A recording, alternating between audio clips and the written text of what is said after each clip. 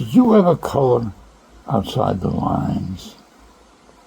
Welcome to Phil's Peach Place. I'm Phil. Well, if you haven't colored outside of the lines, you have a constipated life. That sounds rather severe. That is only a metaphor, an example of the concept of looking at the rules of life, and we have to follow most of them, and seeing where in our own personal lives we do something outside the lines. From the things I've read over the years, millions of dollars have been made by people who colored outside of the lines. And to be fair, lots of lives were ruined by people who did that.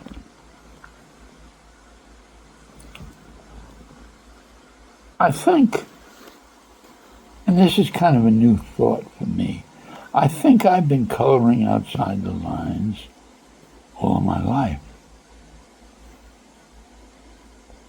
When I wore a three-piece suit on Madison Avenue, was having my shirts made, French cuffs, lots of cufflinks,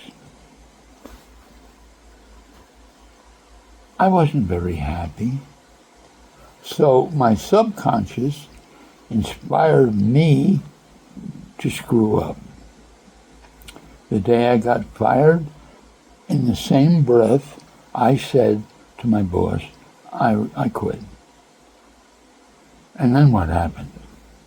Well, I drove a New York City taxi cab. I'm a New Yorker, and at that time I truly loved the metropolitan buzz of New York City. Of course, my mother was ashamed of me, and my wife, we were still married, Judy, lovely lady. Well, I think that was the straw that broke the camel's back with our marriage.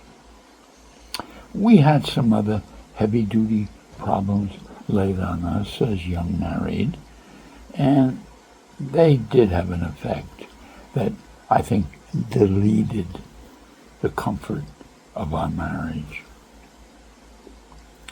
But here I was, he's supposed to be the bright star of this company. He sells more than anybody else person, driving a hack in New York City. I took a 2.5-hour exam to get the license. And the first day, it was like when I soloed the aeroplane for the first time.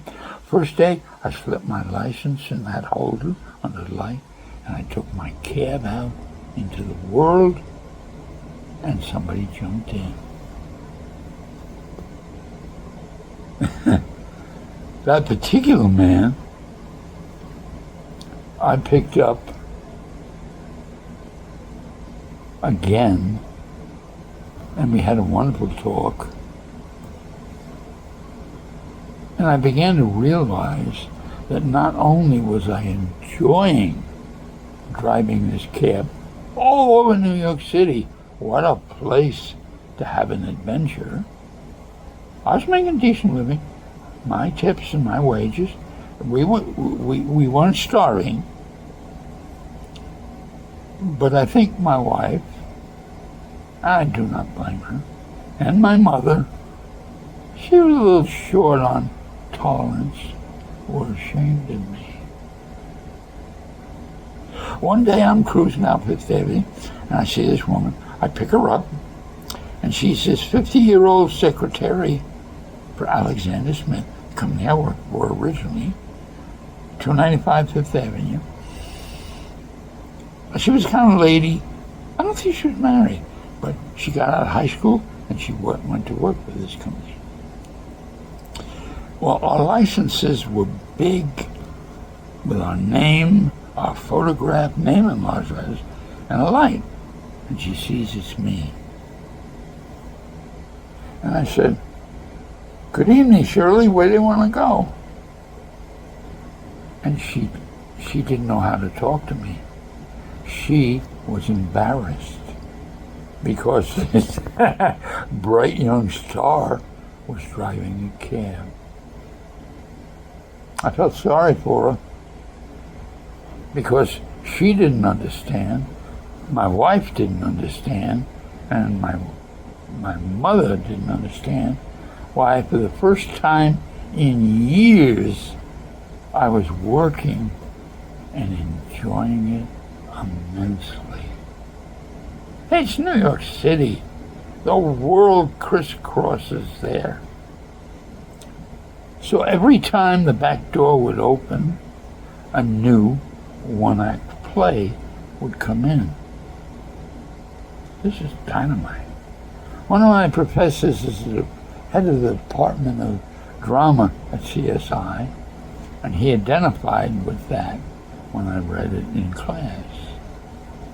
I had the privilege of driving a cab the night John F. Kennedy was assassinated.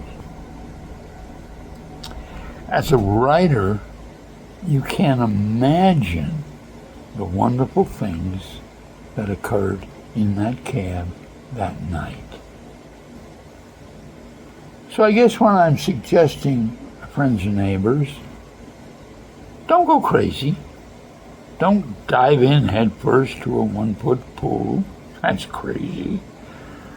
Consider a coloring outside of the lines. You have obligations. You have a family. You have a mortgage. But consider it and do it a little bit. Gently. See if you don't find who you really want to be. I did. And yes, there are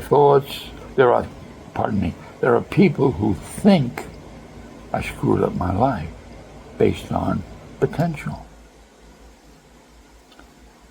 Period. Yes, period.